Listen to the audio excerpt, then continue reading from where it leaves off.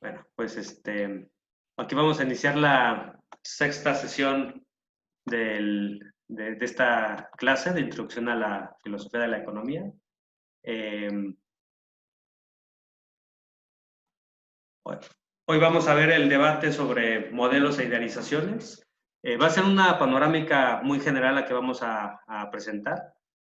Más que nada es para ir situando los diferentes autores, para que se vea más o menos cuáles son sus principales puntos de vista, sus principales aportaciones, por dónde va la literatura, por dónde van las principales discusiones contemporáneas y en ese sentido, pues situar esta gran discusión que existe, digamos, todavía a la actualidad y que va adquiriendo diferentes matices, va adquiriendo diferentes formas, etcétera. Un poco para hacerle una recapitulación, eh, las sesiones pasadas pues hemos estado pues tratando temas metodológicos en economía. Comentamos que hacer filosofía de la economía es también abordar problemas epistemológicos y dentro de estos problemas epistemológicos está el tema de cómo se hace investigación, hacer reflexiones en torno a cuáles son los métodos que usan los economistas para estudiar su objeto de estudio, cómo construyen su propio objeto de estudio, qué tipo de técnicas utilizan para acceder a estas, digamos, objetos de estudio, para estudiar regularidades, para estudiar estructuras. Vimos también que parte de hacer filosofía de la economía es abordar el problema de la justificación, cómo se justifica el conocimiento en economía.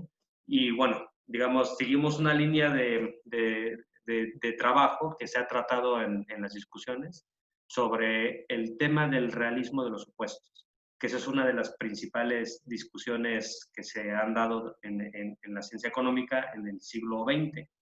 Eh, Abordamos cómo la economía pues tuvo, digamos, una serie de ramificaciones.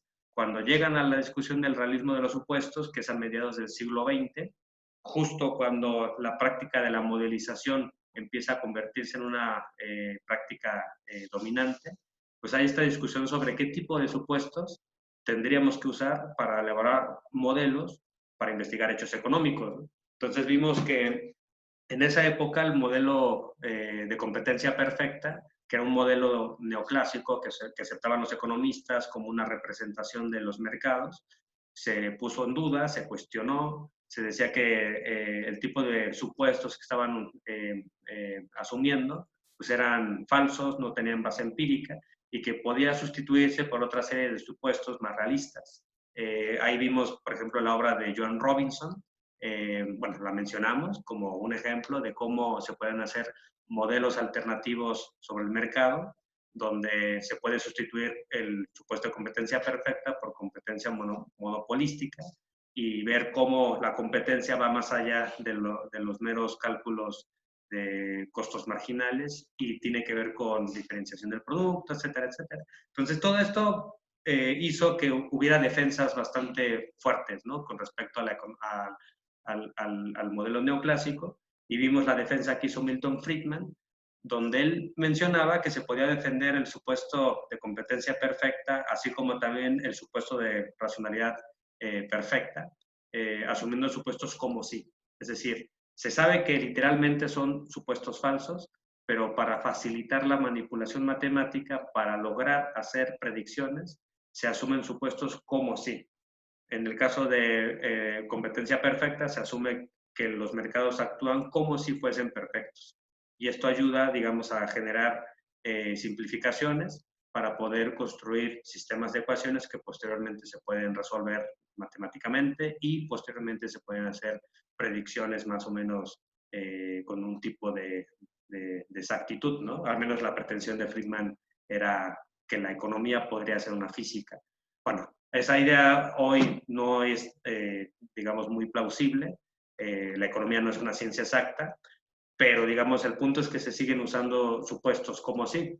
Por ejemplo, cuando uno quiere predecir los tiros de un jugador experto de billar, puede asumir que el agente es perfectamente racional y con eso puede usar, pues, digamos, geometría analítica, puede usar mecánica clásica, para calcular la fuerza con la cual el jugador va a tirar y así predecir sus tiros.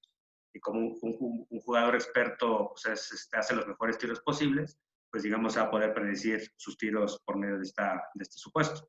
Entonces, en ese escenario, pues se dieron discusiones en torno a la obra de Friedman, etcétera, pero aquí lo que yo quiero decir es que cada vez se volvió más importante la discusión sobre supuestos, sobre qué tipo de supuestos se pueden usar.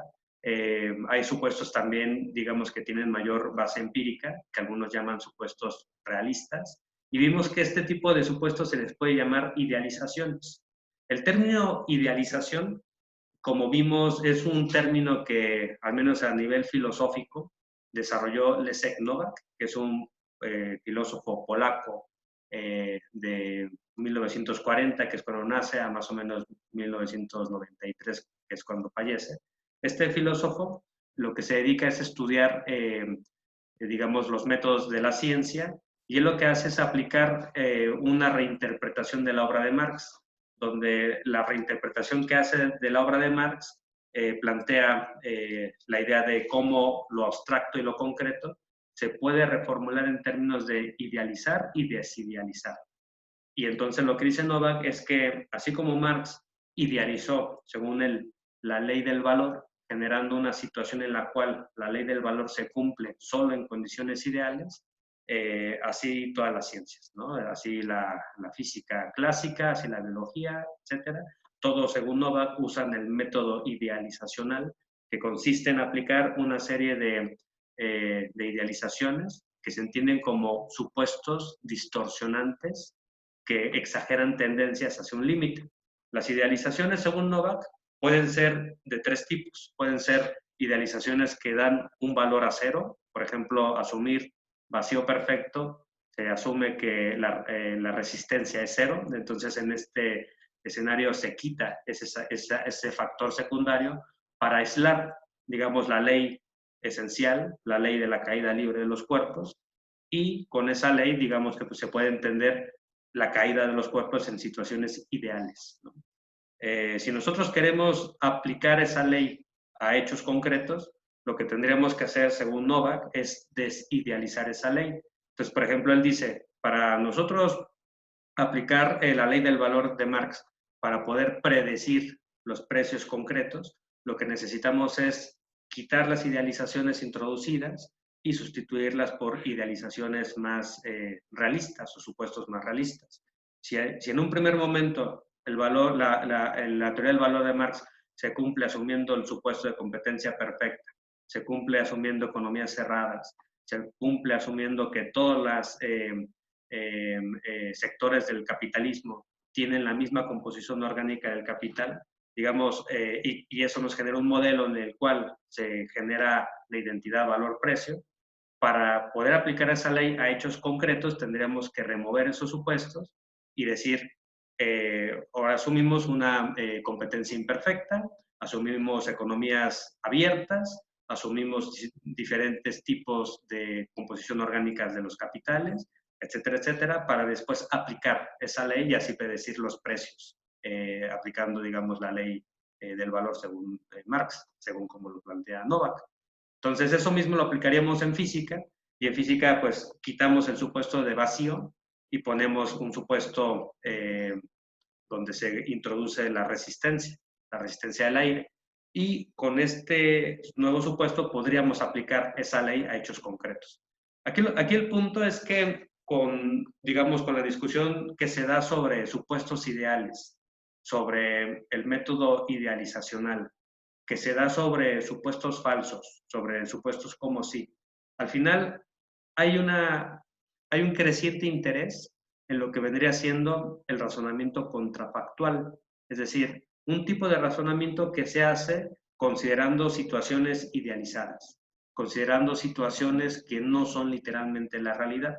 Entonces, ese tipo de razonamiento es lo que fue generando cada vez más interés en los filósofos por algo que ahora se le caracteriza como modelos.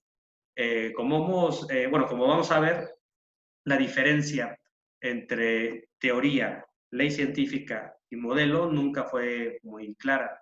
y bueno, y ahora a la fecha tampoco sigue siendo tan clara. Pero los científicos, digamos, de los siglos XVII, XVIII hasta el siglo XIX, ya bien entrado el siglo XX, no tenían tan claro esto y entonces a veces hablaban de ley científica a lo que ahora nosotros llamaríamos modelos, o incluso hablaban de teorías, pero en realidad se estaban refiriendo a lo que hoy llamamos modelos. En el siglo XX hay muchas ciencias, en particular ciencias sociales, que ellos mismos ven su disciplina como una ciencia que depende de teorías, no de modelos, y que ellos no realizan modelos. Entonces es una discusión bastante interesante que tiene que ver con una serie de estilos de razonamiento, como lo diría Ian Hacking. Entonces, digamos, en este contexto, los modelos fueron adquiriendo una mayor relevancia, primero en las ciencias en general y luego en particular en la economía. Y eso hizo que se generara toda una literatura especializada sobre este tema. Tarja Nutila y Mary Morgan, como seguramente vieron en el texto, ellas hablan de cómo la modelización se generalizó en economía a partir de mediados del siglo XX. Esto es importante decirlo porque la economía no siempre ha estado, digamos, haciendo modelos en este sentido. Si uno, por ejemplo, revisa la obra de Adam Smith, no va a encontrar algo parecido a lo que hoy llamaríamos modelos, porque, digamos, en el caso de Adam Smith, él no está haciendo un tipo de razonamiento contrafactual, sino que más bien él lo que está haciendo es partir de la observación de los hechos, porque él era un empirista en el estilo bastante cercano a Hume, y entonces él observa regularidades, él observa hechos, y entonces él se pregunta sobre cuáles son las causas de la riqueza de las naciones, porque unas naciones son ricas y otras son pobres, y él observa, digamos, él observa el caso histórico de Inglaterra, el caso de Estados Unidos, el caso de la India, de China. Uno va a encontrar un libro histórico en la riqueza de las naciones y posteriormente va a encontrar ciertas reflexiones teóricas que pretenden llevarnos, digamos, al descubrimiento de leyes. Este tipo de procedimiento no se va a repetir, digamos, posteriormente por los economistas, porque muchos economistas ya no partirían, digamos, de la observación histórica, como si lo hacía Adam Smith, sino que ya partirían de situaciones hipotéticas, generando situaciones idealizadas, y una vez que generan una situación idealizada, buscarían aplicar ese modelo a la realidad. Ya es otra forma completamente diferente de proceder. Digamos, en este contexto, es lo que dice Mary Morgan en uno de sus libros de 2012, que es un libro maravilloso que habla sobre la historia de los modelos en economía. También es una reflexión filosófica sobre los modelos. Ella menciona que hay una transición gradual de una ciencia basada, digamos, en la historia, como era la economía política clásica, a una ciencia basada en modelos, ¿no? Donde la historia es un poco complicada de retomar, porque un modelo, digamos, ahí tiene una situación complicada de cómo retoma la historia. Hay modelos que ahora sí retoman la historia como ejemplos en los sistemas complejos, lo que ahora se llama path dependence. Digamos, ahí tratan de modelizar procesos históricos, pero antes, digamos, de esos intentos que fueron ya hasta 1990, durante mucho tiempo pareciera que la práctica de la modelización estaba en divorcio con las prácticas, digamos, de tomar en serio los hechos históricos. Entonces, digamos, los historiadores también tuvieron un gran rechazo a toda esta práctica de la modelización que se fue generando en el conjunto de las ciencias naturales y sociales. Entonces, Mary Morgan pues habla de esa transición y habla de una transición también de cómo digamos, los recursos con los cuales se hacía economía pasa de ser una economía basada en verbos, en palabras, en narrativas de tipo histórica que buscaran llegar a leyes, como en Adam Smith, a una situación donde ya se sustituyen las palabras por matemáticas, se sustituyen las palabras por objetos matematizados, formalizados, y después ya se analizan con los modelos, ¿no? Entonces, ahí hay un tema muy interesante de historia que se sigue trabajando en la actualidad. Se habla mucho de qué tanto modelizar es formalización matemática y qué tanto la modelización no necesariamente requiere formalización matemática. Digamos, hay un tema importante en ese asunto. Como hemos visto en sesiones anteriores, una de las razones que llevó a que se generalizara la práctica de la modelización, lo mencionan las autoras en su artículo, también lo menciona Mary Morgan en su libro de 2012, es que los economistas, cuando, digamos, de la vertiente ortodoxa, cuando asumen como paradigma de cientificidad la física newtoniana, lo que ellos creen es que la matematización va a garantizar objetividad. Y ellos creen que la matematización va a involucrar la realización de un lenguaje más transparente, más puro, y que esta matematización va a servir para desarrollar predicciones más exactas, ¿no? Porque para ellos la economía al final tenía que ser una ciencia esencialmente predictiva. En Milton Friedman lo vemos, ¿no? En Milton Friedman vemos que para él la economía es una ciencia que tiene como objetivo principal la predicción. Y si los supuestos son falsos, pero ayudan a generar predicciones exactas, entonces se justifica el uso de supuestos falsos, ¿no? Digamos, ese es el corazón del argumento de Friedman. Y ese mismo argumento es el que se reproduce constantemente en el pensamiento ortodoxo.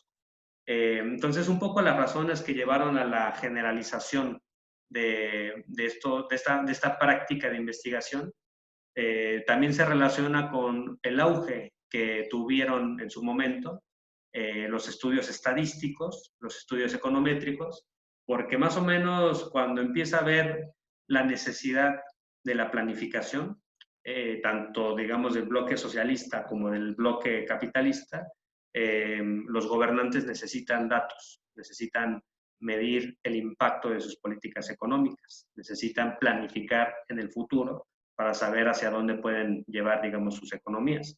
Y en este escenario se necesitó después el uso bastante fuerte de métodos matemáticos y de ahí se fueron generando cierto tipo de esquemas, como le llamaban en su momento los economistas, a lo que ahora llamamos modelos.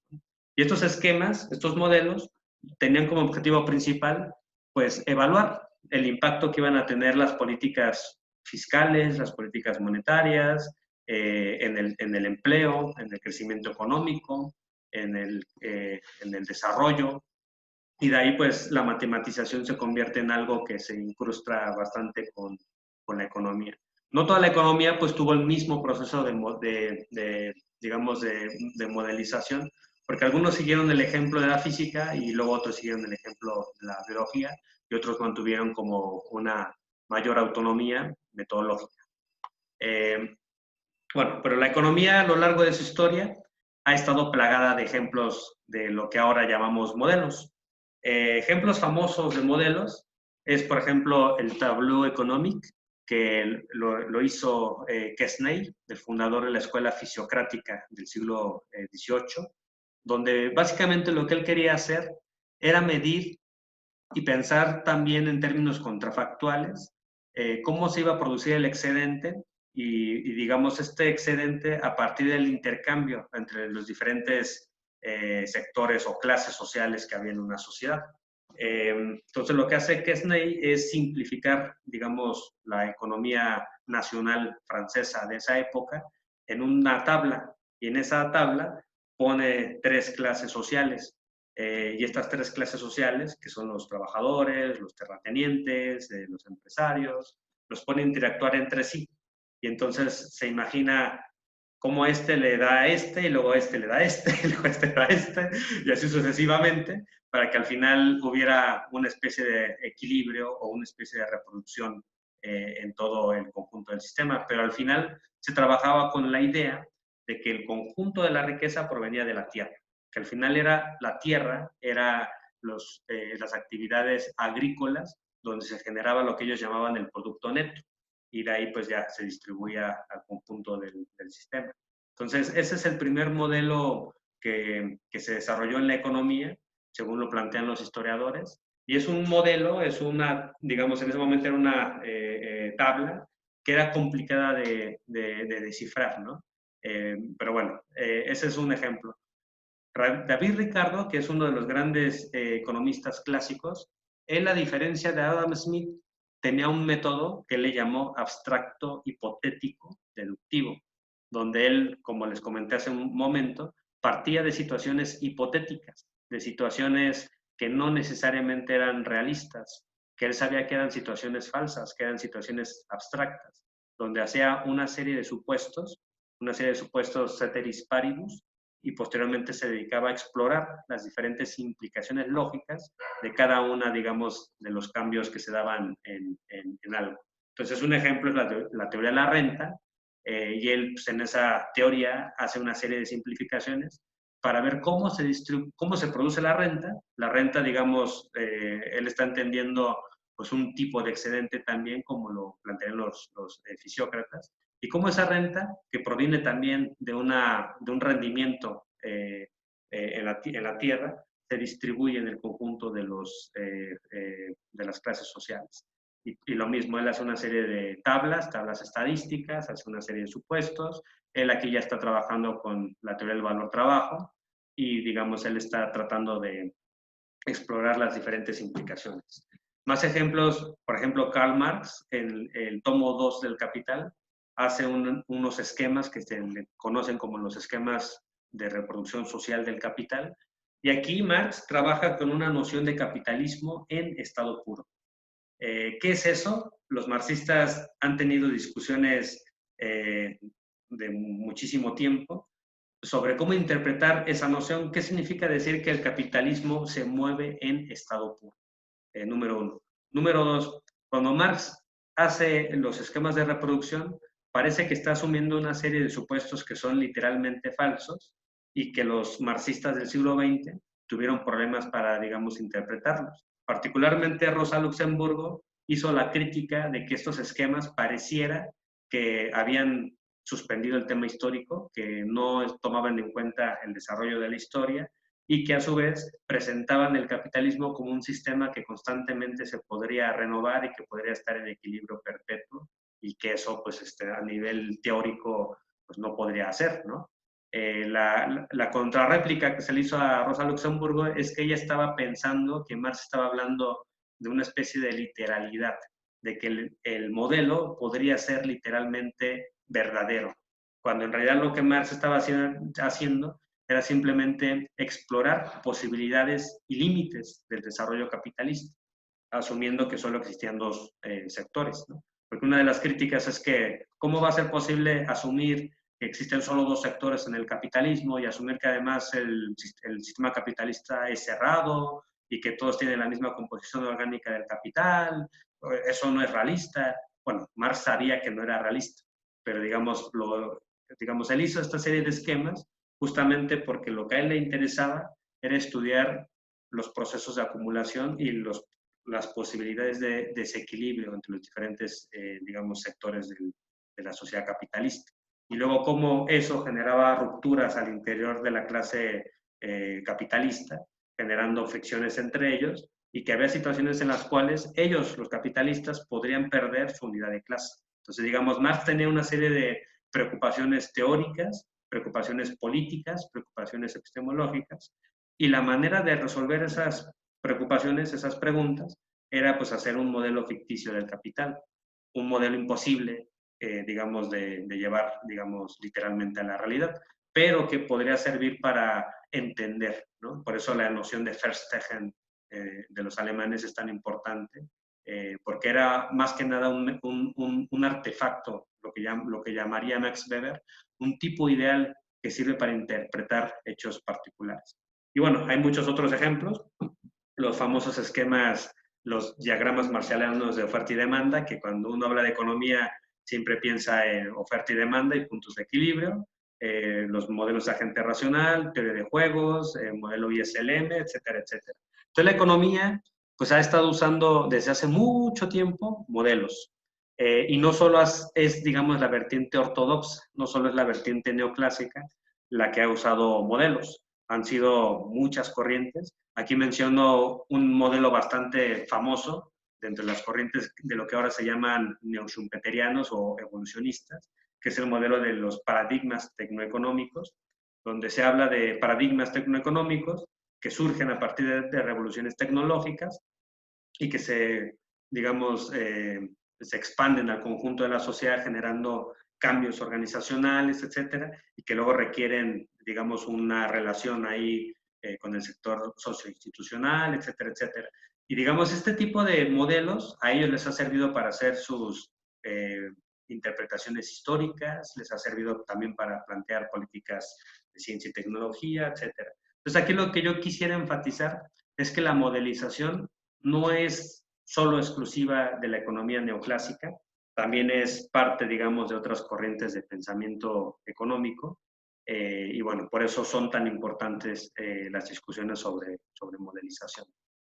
Pero exactamente, ¿qué son los modelos?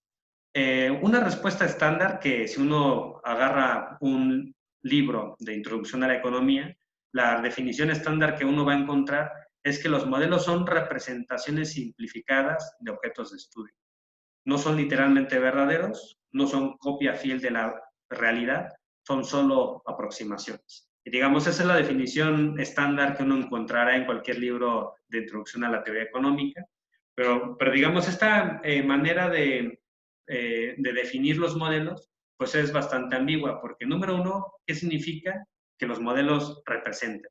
¿Qué significa representar aquí? ¿En qué sentido, por ejemplo, los esquemas de Marshall, de oferta y demanda, están representando un mercado? ¿En qué sentido el dilema del prisionero de la teoría de juegos está representando un dilema real, digamos, de la gente que enfrenta, digamos, este tema de cooperar o no? Por ejemplo, Emilio Lozoya está enfrentando ahora mismo un dilema del prisionero, ¿sí o no? Ahí hay una situación, ¿no? Por otro lado está el otro tema sobre si no son verdaderos los modelos, si involucran, digamos, representaciones falsas, idealizaciones. ¿Cómo es posible que a partir de enunciados falsos lleguemos a enunciados verdaderos? Digamos, si uno se casa con una especie de lógica aristotélica o con una lógica clásica, donde uno se preocupa por el conocimiento, o sea, uno define el conocimiento, según la epistemología clásica, como creencias verdaderas y justificadas, donde, digamos, la justificación se da a partir de hacer inferencias de enunciados verdaderos hacia enunciados verdaderos, donde lo que importa es la conservación de la verdad. En ese sentido, digamos, en virtud de qué estaría considerándose que un modelo está explicando si son falsos, ¿no? Entonces, ¿en qué sentido es explicativo apelar a una falsedad? Para la epistemología clásica, esto es un problema bastante serio. Es un problema que sí requiere pues una buena, digamos, matización de las cosas, ¿no? Si ustedes recuerdan, cuando vimos en una sesión el modelo hempeliano de explicación científica, vimos que él formuló la explicación científica como un silogisma casi aristotélico, donde se parte de la ley como una generalización, condiciones ideales y posteriormente el caso particular. Y hay una deducción desde la ley hasta el caso particular, pero todo se tiene que formular en lenguaje proposicional de enunciados verdaderos, donde hay una, digamos, deducción.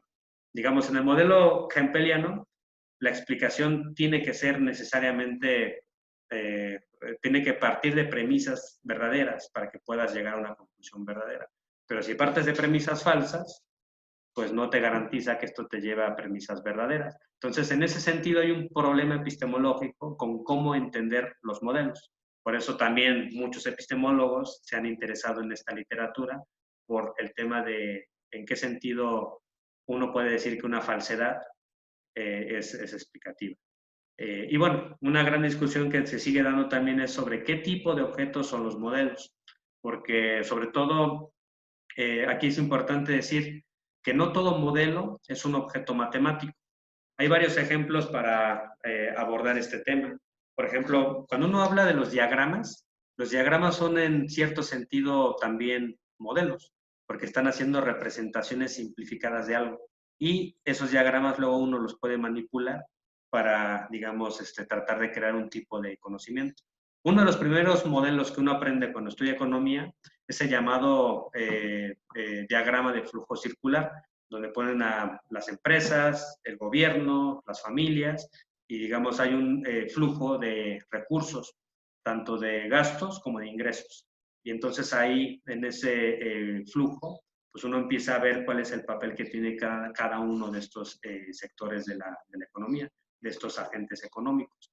Hay muchos diagramas que se han usado para tratar de explicar cosas y luego se usan también para razonamiento contrafactual. Entonces, los diagramas también son modelos. Las representaciones a escala también son modelos. Por ejemplo, en las ciencias que se dedican a estudiar sismos, se hacen representaciones simplificadas de modelos, de edificios, en maquetas, a tamaño, digamos, más pequeño, y luego se reproducen situaciones de sismos, ya sea, digamos, en una plataforma que se mueve y se reproduce más o menos a escala también sismos, para ver luego si el edificio se cae o se mantiene en pie. Se reproduce también en túneles velocidades muy fuertes de viento para simular huracanes y en ese sentido saber si el edificio se cae o no. Entonces, ahí, digamos, se está usando objetos físicos como modelos. Entonces, en ese contexto, los modelos no necesariamente son objetos matemáticos. Ya hablamos de maquetas. Aquí es importante mencionar que una de las principales ideas de modelos también viene de la mecánica cuántica, cuando se hizo la representación del átomo como si fuese algo parecido al sistema solar, con un núcleo y alrededor con un conjunto de electrones que giran alrededor de ese núcleo. Eso también es un modelo.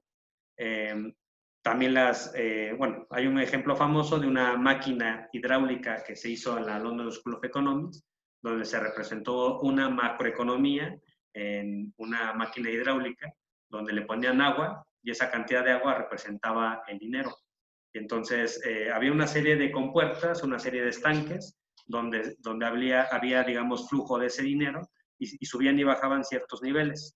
Y en ese sentido ellos querían ver qué impacto iba a tener la subida o la bajada de la oferta monetaria en el comercio exterior, en el crecimiento económico, en la generación de empleos. Y entonces, para hacer exploraciones conceptuales, subían y bajaban interruptores que, digamos, impedían o dejaban que pasara el agua. Entonces, eso hizo que ahora tuviéramos la representación a nivel metafórico del dinero como liquidez, ¿no? O sea, de ahí viene esta metáfora de pensar el dinero como un líquido, ¿no? Eso es algo que se hizo en 1940, más o menos, ahí en la London School of Economics. Más ejemplos, pues están las simulaciones computacionales, donde se hacen representaciones de hechos de la economía, también pues de otras ciencias, en programas de software, y posteriormente se ponen a correr las simulaciones computacionales para ver qué ocurre, y pues ya, digamos, ellos obtienen ciertos resultados.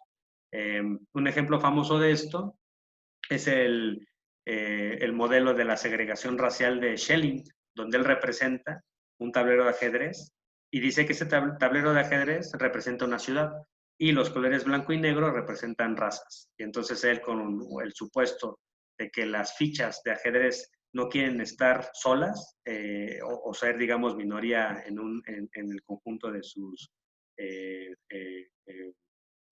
vecinos, pues ese supuesto supuestamente lleva a que haya una especie de segregación racial, a pesar de que la ficha en lo individual no sería racista. La única preferencia es que la ficha no quisiera ser minoría racial y ya. Entonces eso lleva a que haya patrones macro comportamentales de segregación racial. Entonces, digamos, los modelos son de diferente tipo.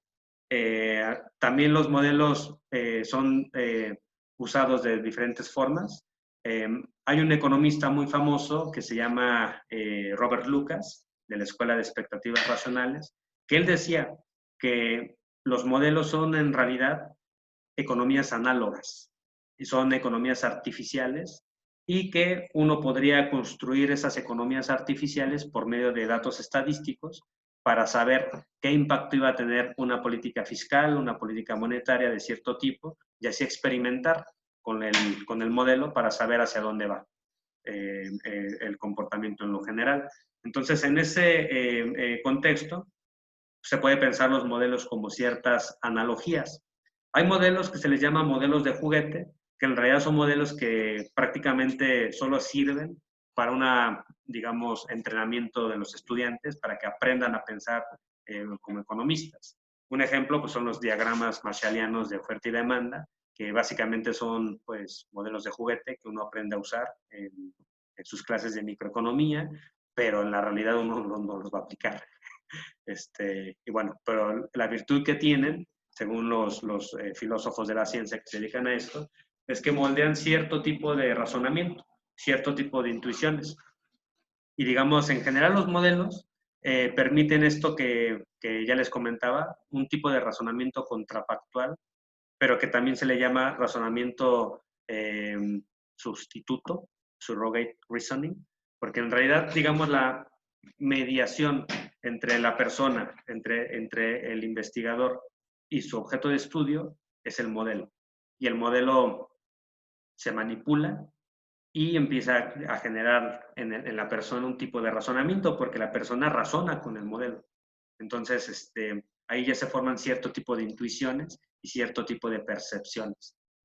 Por eso, digamos, en el caso específico de la economía, es tan importante también discutir esto porque muchas veces lleva a que los economistas, pues básicamente vean el mundo con base en su modelo. Y las cosas que hay en el mundo que no están contempladas en el modelo con el cual ellos fueron entrenados, muchas veces no lo ven. Entonces aquí se puede generar un tipo de ceguera epistemológica y por eso mucha crítica se ha generado a los excesos de la modernización. Bueno, también es una pregunta si puede haber excesos de la modernización, pero bueno, parte de los debates que hay entre ciencias sociales, la economía y por qué la sociología, la antropología critican a los economistas, es porque justamente los antropólogos y los sociólogos sienten que ellos tienen más conexión con su objeto de estudio porque van, digamos, a la realidad y tienen conexión con la comunidad. Hablan con ellos, realizan encuestas, preguntan a las personas sobre sus problemáticas y muchas veces los economistas no hacen esa labor, sino que ellos están en su escritorio haciendo modelos y así pensando en la realidad. Pero bueno, eso también es una simplificación lo que yo estoy haciendo, pero es para simplemente ejemplificar el tipo de debates que hay entre ciencias sociales y economistas. En la actualidad, ¿sobre qué se debate? Parte de los debates tienen que ver con qué hace a un modelo epistemológicamente valioso. O sea, ¿por qué los modelos, a pesar de ser literalmente falsos, es decir, no son literalmente verdaderos, no son la realidad, no son copia fiel de la realidad, son incompletos? Si nosotros pensamos en una definición de verdad en el sentido de Hegel como totalidad, un modelo nunca va a ser verdadero porque siempre le va a faltar algo. En ese sentido, ¿en virtud de qué son útiles? ¿En virtud de qué son epistémicamente valiosos? Por otro lado, otra pregunta que se hace es sobre cómo entender la representación. Y el problema es todavía mayor cuando nosotros consideramos el papel de las idealizaciones, cuando se introducen al modelo, la persona cuando las está, digamos, haciendo, lo que ocurre es que hay un alejamiento, digamos, del objeto creado y la realidad. Y entonces, en ese sentido, uno podría preguntarse, ¿en qué sentido hay una representación del mundo real? Yo cuando era estudiante de economía me hacía mucho este tipo de preguntas, de hecho por eso llegué a la literatura de filosofía de la ciencia, porque por ejemplo yo en mis clases de macroeconomía estudiaba pues los modelos ISLM y luego estudiaba los equilibrios, y luego yo me preguntaba tratando así como de hacerme sentido, ¿no? ¿A poco la economía mexicana tiene un punto de equilibrio? ¿Cuál es ese punto de equilibrio? O yo decía, ¿a poco en Estados Unidos sí que existe una situación en la cual todos los mercados se vacían, ¿no? Hay una situación en la cual todos los mercados entran a un proceso de vaciamiento simultáneo. Yo decía, pues eso no tiene sentido, como que eso suena a una idea, bueno, yo decía, suena una ficción, o sea, una falsedad total. Entonces, ¿para qué me están enseñando esto? ¿No? Yo me preguntaba. Y justamente los profesores pues, me decían, pues no sé, pero lo tienes que estudiar y tienes que aprender pues, a hacer esto porque pues, es lo que saben hacer todos los economistas, ¿no? Pero realmente el tema de qué se está representando en los modelos tampoco queda muy claro. O sea, como que intuitivamente dicen, sí, sí, sí, hay una macroeconomía. Pero yo preguntaba, ¿cuál macroeconomía? ¿La mexicana? ¿La china? ¿La asiática? ¿Cómo se llama? ¿La española? ¿Cuál? Y pues ya, ahí había ese problema, ¿no? De que no te decían qué se estaba representando. Entonces aquí, digamos, es simplemente para introducir el problema de la representación, o sea, porque no es obvio en qué sentido un modelo macroeconómico representa a una economía, ¿no? Real. Eh, y lo mismo pasa con la noción de agente racional. Yo me preguntaba, y bueno, por eso llegué a la literatura de Behavioral Economics, o sea, ¿por qué se hacen una serie de supuestos que sabemos que son falsos para representar al agente racional de carne y hueso como un ente que no existe? El Homo economicus no existe, pero ¿por qué se nos enseña como si existiera, ¿no? Y muchos economistas creen que, de hecho, es la naturaleza del ser humano, ¿no? Entonces, digamos, ahí está el problema también de la representación. Porque muchas veces cuando los economistas no se hacen este tipo de preguntas, ocurre bastante que haya una confusión entre el modelo y la realidad, ¿no? Y en ese sentido hay una especie de mistificación, como vimos parte de la crítica de Marx a los economistas de su época, es que para Marx estos economistas mistificaban el mundo real. El ejemplo, así digamos, paradigmático es el ejemplo del Robinson Crusoe, las Robinsonadas. Si uno piensa en las Robinsonadas en el sentido de David Ricardo, de que simplemente son situaciones hipotéticas que te permiten establecer, digamos, una situación que puedes analizar y decir, ah, bueno, el intercambio entre Robinson Crusoe y otro Robinson Crusoe será a partir de tiempo de trabajo que dedica cada uno a la producción de sus mercancías y después ya se conocen en el mercado e intercambian. Bueno, digamos a nivel estrictamente conceptual está bien, ¿no? O sea, uno puede decir, bueno, eso puede ocurrir. Pero si uno piensa que literalmente la sociedad surge de individuos así, aislados y que después se encuentran en el mercado y de ahí surge toda la sociedad, eso ya sería una reificación, eso ya sería mistificar la realidad y de ahí, pues, digamos, aplicaremos las críticas de Marx a la mistificación. Aquí el tema es que justo uno de los problemas metodológicos que hay que evitar es justamente reificar el modelo, o mejor dicho, mistificar los hechos económicos a partir de los modelos. Por eso es tan importante saber interpretar los modelos. Bueno, después de esta discreción, en general, hay más preguntas sobre las cuales se trabaja. Una de ellas, que es una de las que trabajan bastante en los enfoques contemporáneos, es relacionada a las funciones epistemológicas de los modelos, porque no todos los modelos tienen las mismas funciones. Hay modelos que se hacen literalmente para predecir, en el sentido de Friedman. Friedman pensaba que todo el mundo lo único que debía de hacer en economía era predecir, y ya. Pero hay otro tipo de modelos que, como vimos con la crítica de Caldwell, no buscan predecir, buscan explicar. Y la predicción es, digamos, algo que no les interesa hacer, más aún considerando que hay hechos que son impredecibles. Por ejemplo, Caldwell piensa en situaciones como los volcanes que explotan, digamos, ningún vulcanólogo te puede predecir dónde y cuándo va a explotar tal volcán. Pero cuando estalla ese volcán, te puede explicar por qué estalló. Lo mismo pasa con las crisis económicas. Prácticamente ningún economista te va a predecir dónde y cuándo va a surgir la siguiente crisis financiera. No te lo pueden decir. Y el que te lo diga, pues básicamente es un charlatán, bueno, o una persona con mucha suerte, que también los hay. Pero en lo general la normalidad científica es que no te pueden predecir eso. Pero cuando ocurre una crisis, muchos economistas te pueden dar explicaciones causales de por qué esa crisis surgió y más o menos explicar cómo se puede resolver, qué medidas podemos aplicar para resolver tal crisis. Eso sí lo pueden hacer los economistas. Entonces, ya son funciones diferentes que nos va a llevar digamos, a asumir idealizaciones diferentes. Entonces, aquí el tema de la funcionalidad del modelo es muy importante tomarla en cuenta, porque a partir de la función que uno quiera asumirle al modelo, uno va a obtener cierto tipo de idealizaciones en vez de otras. El mismo Friedman, cuando él estaba ya haciendo sus críticas al modelo ISLM y particularmente la curva de Phillips, pues ahí dejó de lado todo lo que había dicho sobre supuestos como sí, y más bien se centró en tener supuestos validados estadísticamente.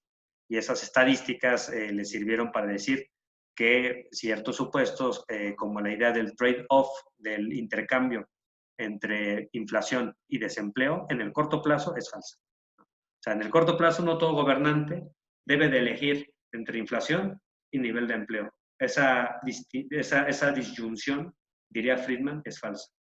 ¿Por qué es falsa? Porque hay datos estadísticos que demuestran que no se da. Entonces, digamos, ahí Friedman ya estaba criticando lo que él estaba defendiendo 20 años atrás, ¿no? Pero bueno, aquí en el caso de este autor, lo que vemos es que los modelos que se usó en un momento y en otro momento respondían básicamente a las funciones epistemológicas que se buscaban cumplir, satisfacer en ese instante. Y bueno, hay muchas discusiones como, por ejemplo, la relación entre teorías y modelos. Esto sí es muy importante mencionarlo porque en la filosofía de la ciencia en general, la discusión sobre modelos como mediaciones es algo que se dio sobre todo en los años 90 y en particular como que ahora ya se asume bastante, que más o menos una idea de teoría, al menos en ciencias naturales, es que la teoría se puede entender como un conjunto de axiomas o un conjunto de supuestos o un conjunto de enunciados posibles que uno puede tener, ¿no? Y por otro lado está la realidad, está el objeto de estudio que uno quiere estudiar. Entonces, cuando uno quiere acercarse desde las prácticas de la modelización a la realidad partiendo de ciertas teorías, digamos, lo que va a hacer es crear una especie de intermediación, una mediación entre el objeto de estudio y la teoría. Entonces, con teoría y con datos estadísticos, con datos empíricos, se va a ir generando ahí un objeto intermedio. Y ese objeto intermedio es lo que ahora se va a caracterizar como un modelo. Entonces los modelos se suelen entender ahora prácticamente por todas las corrientes contemporáneas de la filosofía de la ciencia como mediaciones. Los modelos no son teorías, pero necesitan teorías. Los modelos no son los objetos de estudio, pero necesitan datos estadísticos, datos empíricos, para poder en algún sentido representar los hechos. Y digamos ya la habilidad, más que nada, es un tipo de habilidad no proposicional, es una habilidad técnica que se desarrolla con práctica, es un saber tácito, lo que va a ser un modelo bueno y un modelo malo. Un poco pensando en Pierre Duhem, el buen sentido, lo que él llamaba le bon sens, el buen sentido. Muchas veces, digamos, la elaboración de modelos no responde a criterios estrictamente racionales, ¿no? Sino que muchas veces responde a una habilidad de tipo artesano, porque un buen modelo al final se convierte en una especie de artefacto que podemos usar, manipular y usar como herramienta de investigación para investigar, digamos, hechos de la vida real.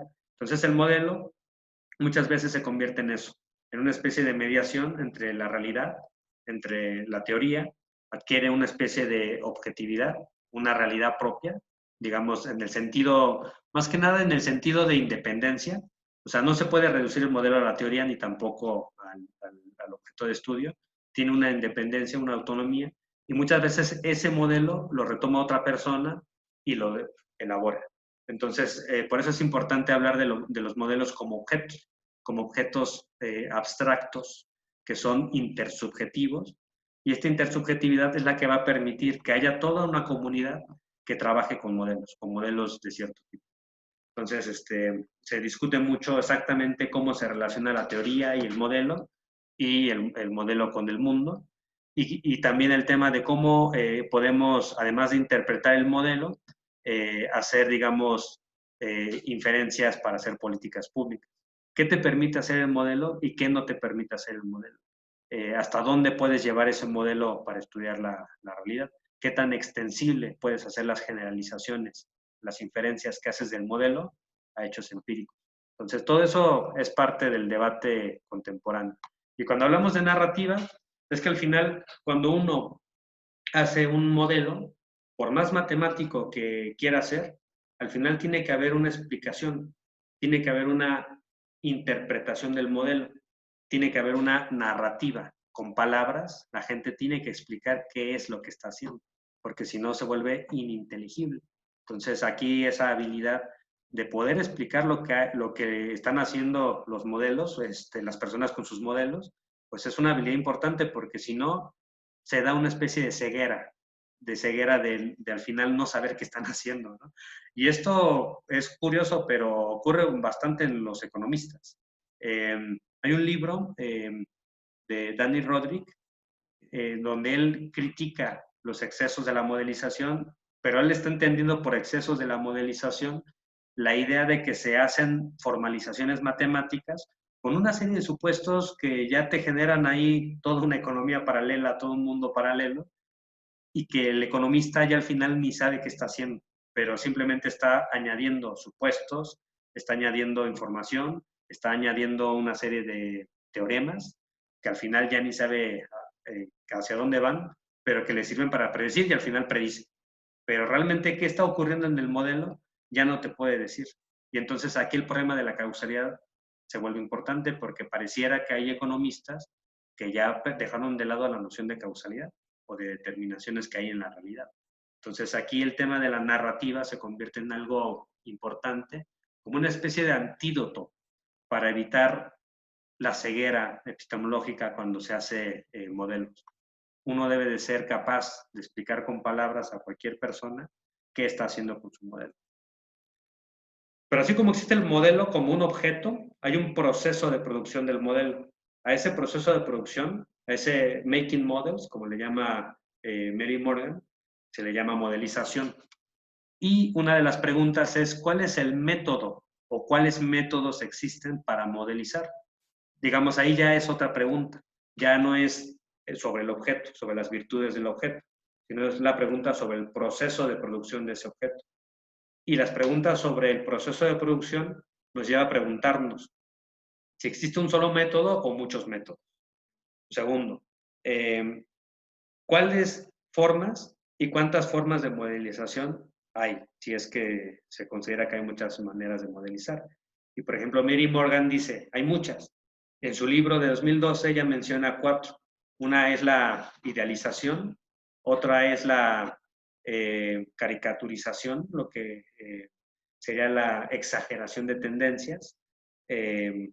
Idealización, digamos, en el sentido de aislar tendencias, digamos, aislamiento, otra sería exageraciones, otras serían creación de meras metáforas y otra sería el desarrollo de imaginación, ¿no? De situaciones completamente ficticias, imaginarias, pero que pueden ser útiles para lograr una serie de funciones. Entonces, ella lo que va a decir al final es que para hacer modelos no hay un solo método y que más bien la forma de modelizar pues, es una especie de habilidad artesanal, ¿no? que se va a adquirir con práctica, con repetición, práctica, repetición, haciendo modelos, etc. Y un modelo al final tiene esta cualidad de manipulación. Un modelo para poder ser modelo necesita que lo puedas manipular, que lo puedas cuestionar, que lo puedas tú moldear, que lo puedas tú adaptar a lo que tú quieres. Por eso para Mary Morgan los modelos son objetos, son artefactos adaptables, son objetos de trabajo adaptables a las necesidades de los investigadores. ¿Cuáles son las capacidades cognitivas involucradas en la modelización? Esta es también una de las discusiones que hay. Y aquí la relación tiene que ver con el razonamiento, porque como ya les dije antes, los científicos en general y los economistas en particular razonan por medio de sus modelos. Y muchas veces el razonamiento se hace por medio de la manipulación, por medio del, digamos, de arrastrar el lápiz, por medio de meter el programa en la computadora, por medio de estar haciendo los diagramas. La gente razona de esa manera y la pregunta es, ¿cuáles son las capacidades cognitivas que están ahí involucradas? Y sobre eso se discute. Otra discusión es cuáles son los procesos de estandarización, cómo se normalizan las diferentes prácticas de la modelización. ¿Por qué, digamos, una modelización que haría un economista neoclásico la rechazarían completamente algún economista neoschumpeteriano o institucionalista? Pues ahí, digamos, hay una serie de preguntas epistemológicas. Y bueno, hay discusiones sobre causalidad y la relación de los modelos, que esto, pues más que nada lo vamos a ver cuando se discuta la literatura de Mary Morgan. Y bueno, finalmente para concluir esta presentación, que espero pues de elementos, ¿no? Para poder interpretar esta literatura contemporánea sobre modelización, pues les voy a hablar brevemente sobre las diferentes posiciones que existen en torno a la modelización. Al menos en la literatura de la filosofía de la economía, existen, por decirlo así, tres grandes posiciones. Una posición sería la posición que Tarjan Utila llama aislacionista. Esta posición asume, digamos, que los modelos, afirma que los modelos son artefactos, son instrumentos que aíslan tendencias. Básicamente un modelo, según diría Nancy Cartwright o diría Euskal Imaki, tiene como objetivo principal aislamiento. ¿Aislar? ¿Aislar qué? Aislar tendencias o causas o capacidades. Lo que quieren hacer los modelos, según estos autores, es introducir una serie de abstracciones y una serie de idealizaciones que nos va a ayudar a centrarnos en el objeto, digamos, esencial, en la pregunta esencial, en los temas esenciales que le interesa resolver al economista. Entonces, las idealizaciones aquí se usan para neutralizar tendencias y dejar fuera aspectos secundarios. Por ejemplo, aquí Nancy Cartwright menciona que la crítica común que se suele hacer a los modelos en economía, de que son representaciones falsas, de que incluyen falsedades, etcétera, no son justificadas porque al final es como criticar a Galileo por usar el plano inclinado y en el plano inclinado asumir que no hay fricción. O ya cuando él llevó su experimento, que él estuvo haciendo sus experimentos, lo que él hacía era reproducir una situación artificial, ficticia, digamos, o sea, en el sentido de que no puede ocurrir en la realidad. O él ponía, digamos, objetos como bolas de hierro y las bolas de hierro las ponía a correr en una superficie inclinada y toda la superficie y las bolas de hierro estaban súper talladas de forma tal que trataran de reproducir lo más posible algo parecido a la caída libre, ¿no? Por decirlo de alguna forma. Y entonces él ponía diferentes hierros, ¿sí? Diferentes bolas de hierro a caer en el plano así inclinado y las cronometraba y medía la velocidad y medía luego la masa y veía si eso tenía una relación, etcétera, etcétera. Y bueno, lo que decía Cartwright es que no se puede criticar a Galileo por eso, porque al final fue un método para poder llegar a algo más esencial. ¿Qué fue esto más esencial? Pues la caída libre de los cuerpos. Entonces, esa ley a su vez, como hemos dicho, se ha usado para diferentes cosas, ¿no? Por esa razón, este tipo de idealizaciones de tipo Novak, donde se asumen literalmente falsedades que se sabe que son ficciones, digamos, se le suele llamar también idealizaciones galileanas, porque la idea principal es que simplemente se usan representaciones literalmente que tergiversan la realidad, que mal representan la realidad, que la deforman para volverla tratable y facilitar el procedimiento de manipulación matemática. Eso se va a entender en la literatura contemporánea como idealización galileana. Y esta, digamos, literatura de aislacionista, que así se le suele llamar también, se va a centrar sobre todo en ese tipo de idealizaciones, en idealizaciones galileanas. Y los modelos pues serían algo así también como eh, instrumentos, como representaciones, objetos abstractos que representan, digamos, tendencias que ocurren en situaciones ideales. Eso es básicamente el punto de vista aislacionista, Y aquí el punto de conexión es la representación con la realidad. Tiene que ser suficientemente buena la representación para poder captar la relación de causalidad que ocurre en la realidad y poderla aislar, ¿no? La otra, digamos, eso es como una primera posición.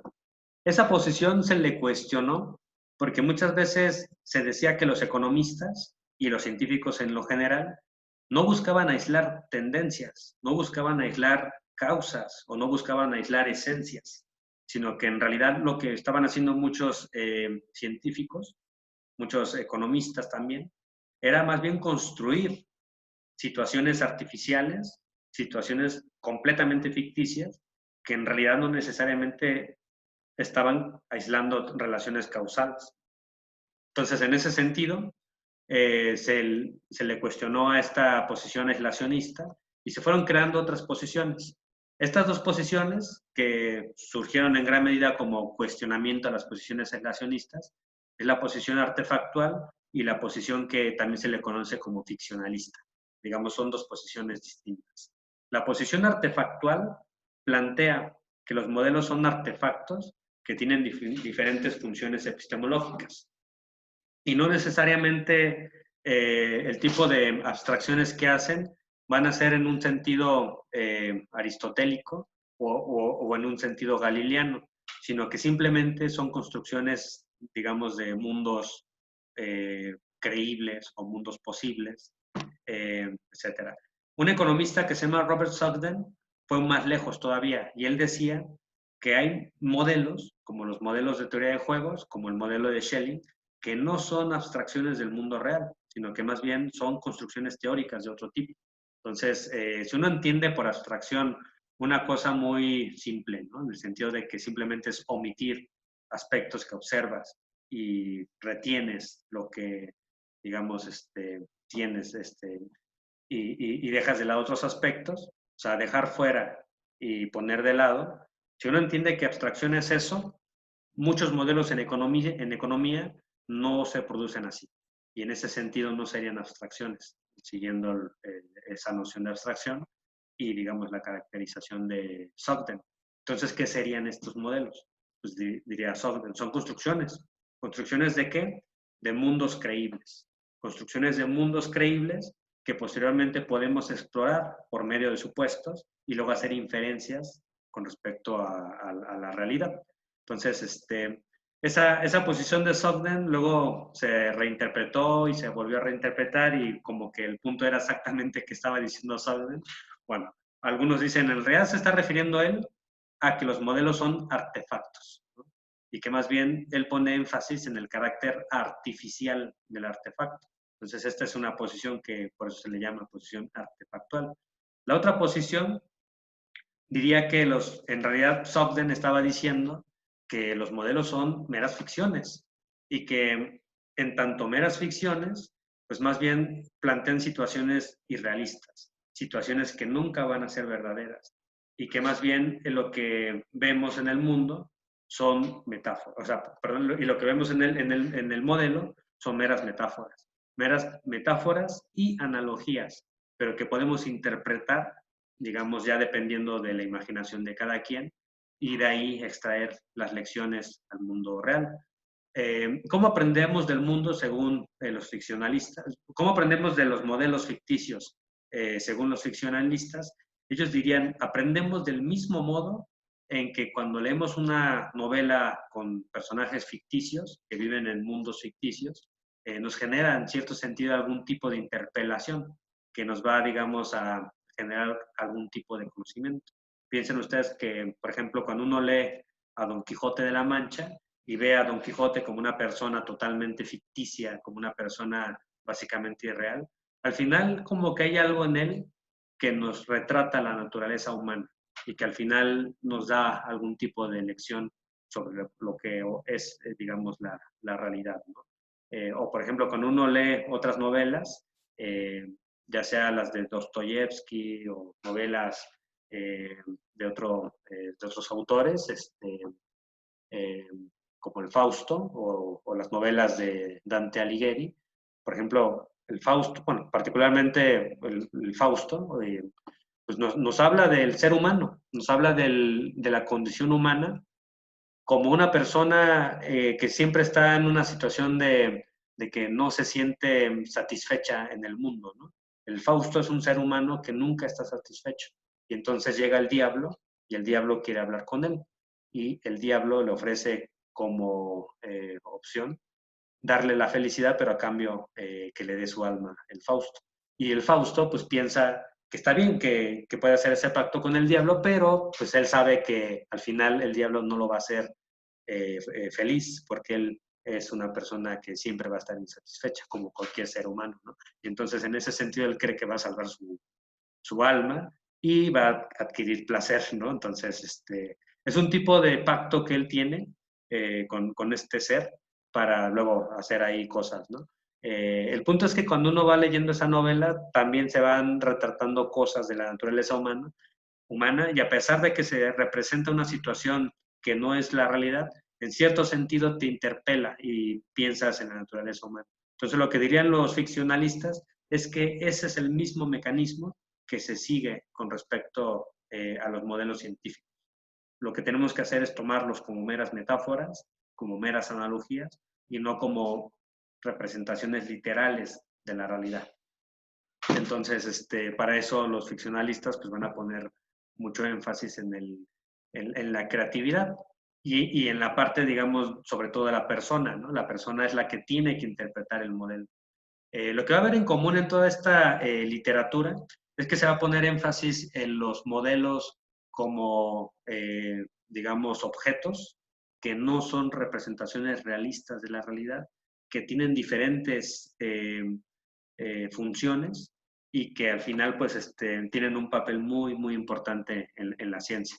Luego ya posteriormente hay discusiones ya cada vez más específicas sobre diferentes partes. Por ejemplo, una discusión que ahora también se está dando es sobre en qué sentido los modelos no generan explicaciones en el sentido de los positivistas lógicos, sino más bien un tipo de entendimiento. Entonces, la noción de entendimiento, de Verstehen, de comprensión, es algo que está ahí bastante, ¿no? Y entonces, cómo se relaciona la práctica de la modelización con el entendimiento y ahí el papel de las idealizaciones. Porque muchos modelos, cuando le quitas las idealizaciones, pues ya ese modelo ya no funciona, ya no deja, ya no te permite, por decirlo así, interpretar cosas de la realidad.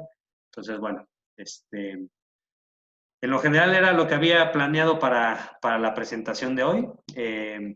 Aquí pues fue pues un poco el recorrido que hicimos. Pues yo espero que al menos la presentación pues haya sido útil para que la literatura que ahora vamos a estar discutiendo sobre modelos pueda ser un poco más fácil de interpretar. Y bueno, no sé si tengan algún comentario sobre la presentación, algún comentario sobre las lecturas que estuvimos viendo. Sí, yo tengo una duda. Sí.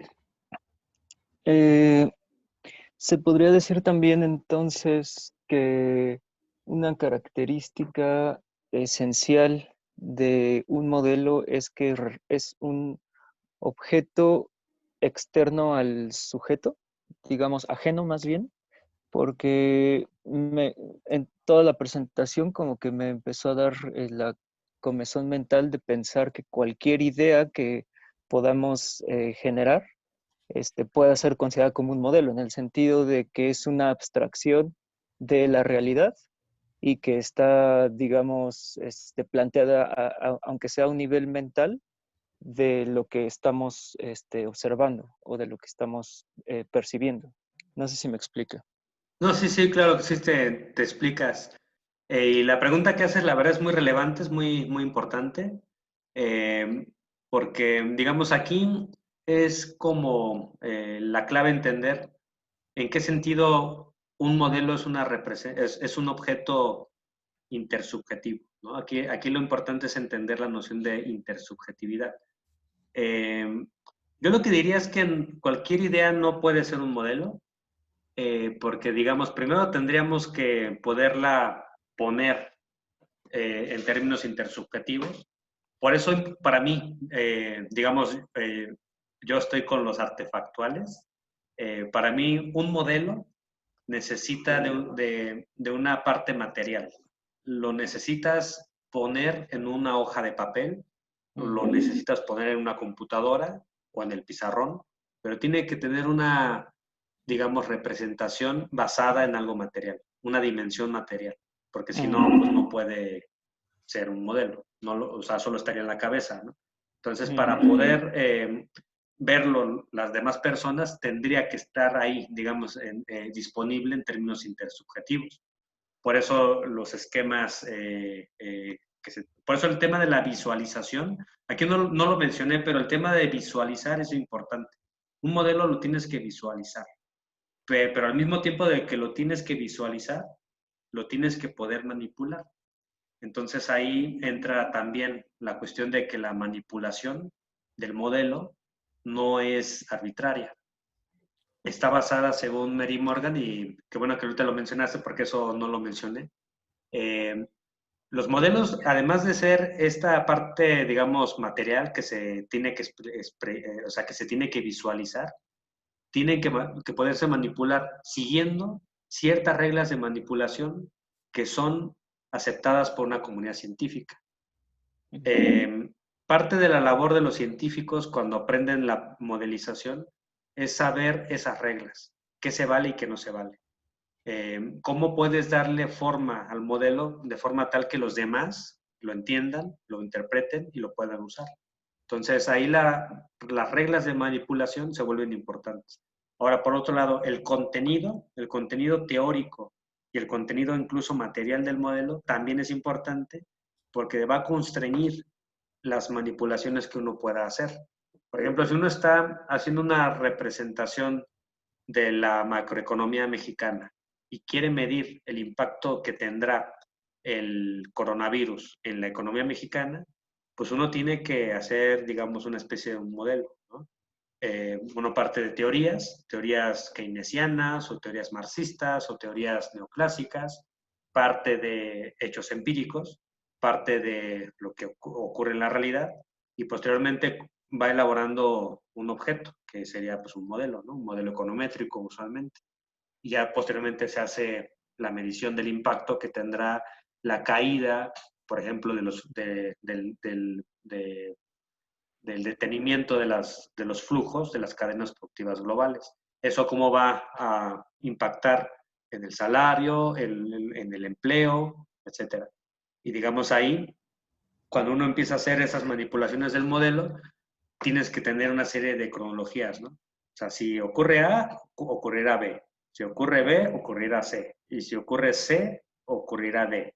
No puedes decir, si ocurre A, ocurrirá Z. Y luego, o ponerlo al revés. Si ocurre B, ocurrirá A. No. O sea, tiene que haber un orden, una cronología. O sea, no puedes decir, por ejemplo, en economía no puedes decir que el desempleo aumentó ¿cómo se llama? La caída del PIB, sino más que nada es al revés. Más bien la caída del PIB aumenta el desempleo.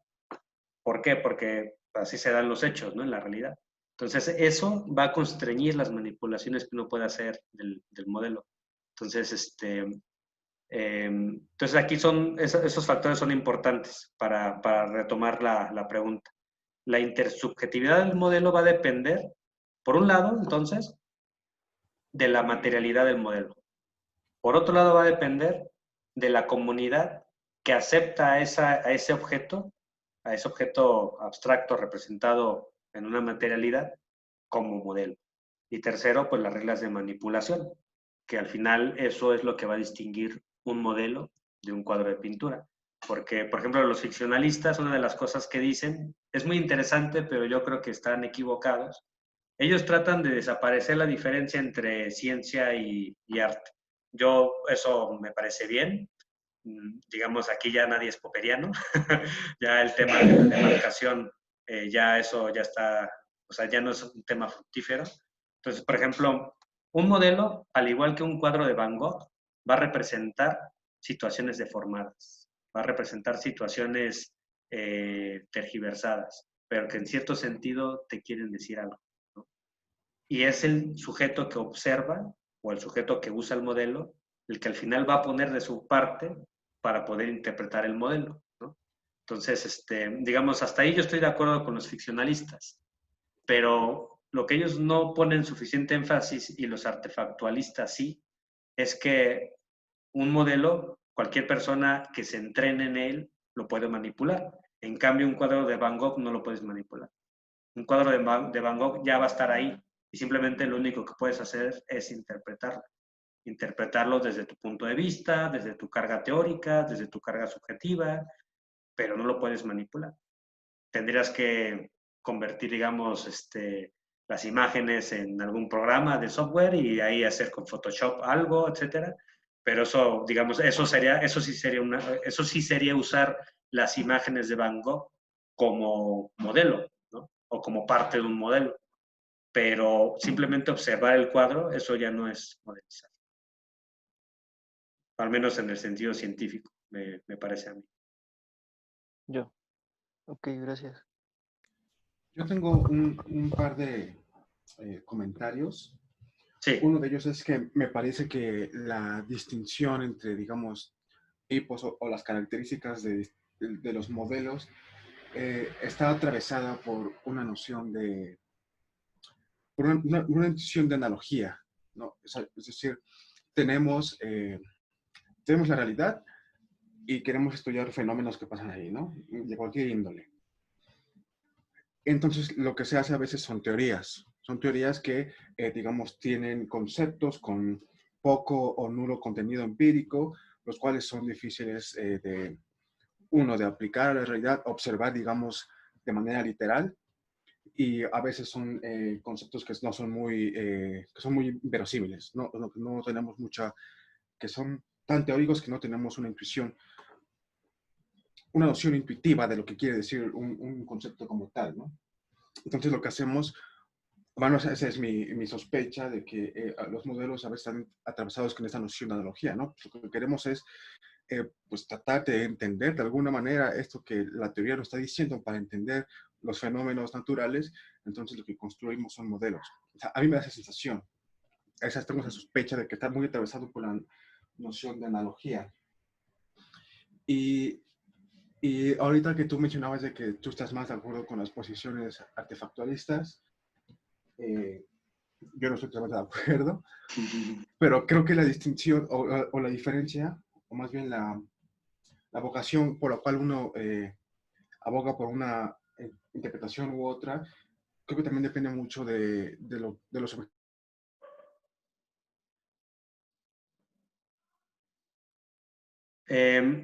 Ya no te escuché, Ulises, se perdió la señal.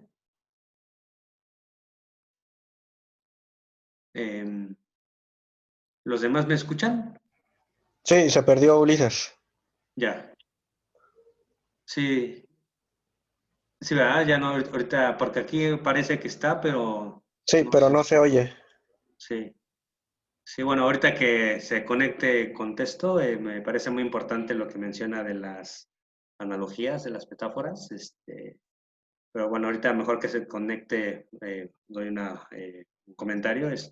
¿Alguien quisiera hacer algún comentario, alguna pregunta? Yo tengo una pregunta. Sí, sí, Luis. Mientras hacía las lecturas me quedaba pensando cómo en el fondo la discusión está entre, bueno, según yo, ¿no? ¿Qué tan realista o qué tan no realista son pues sí, la representación en los modelos, las preguntas, las hipótesis, ¿no? O sea, como que hay una tensión entre esas dos posiciones, entre ser o suficientemente realista, supongo, y concreto, o no realista y pues ya demasiado volado, ¿no? Así como que no tiene ningún contacto con la realidad. Y bueno, una pregunta es si estás de acuerdo en eso, y la otra es si tú crees que para esta discusión tuvo influencia el positivismo lógico, porque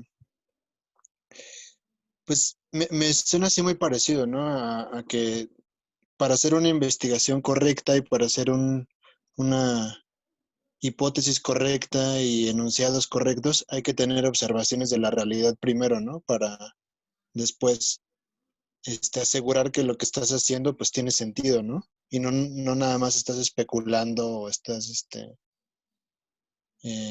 pensando metafísicamente, ¿no? Y ya, esas son mis preguntas. Sí, sí, me parecen importantes, muy importantes las preguntas.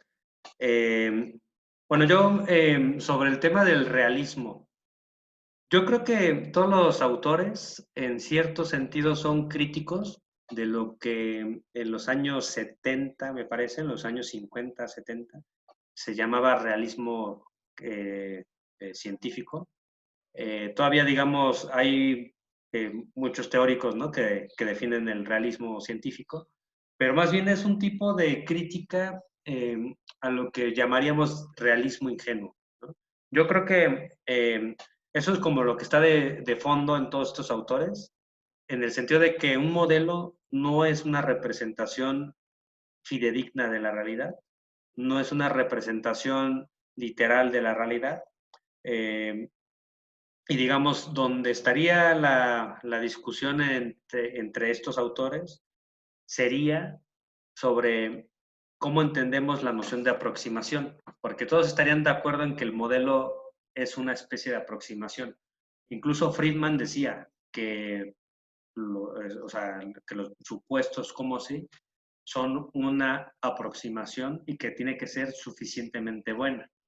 ¿Y cómo entiende Friedman lo suficientemente bueno? O sea, una aproximación suficientemente buena. Dice él que capte lo esencial de un problema, ¿no? Entonces ahí tenemos a una persona que pareciera ser medio ficcionalista cuando habla de los supuestos como sí, pero al mismo tiempo pareciera ser una persona súper artefactualista que pues, pondría énfasis en el modelo que se puede usar, que se sirva para algo en su función.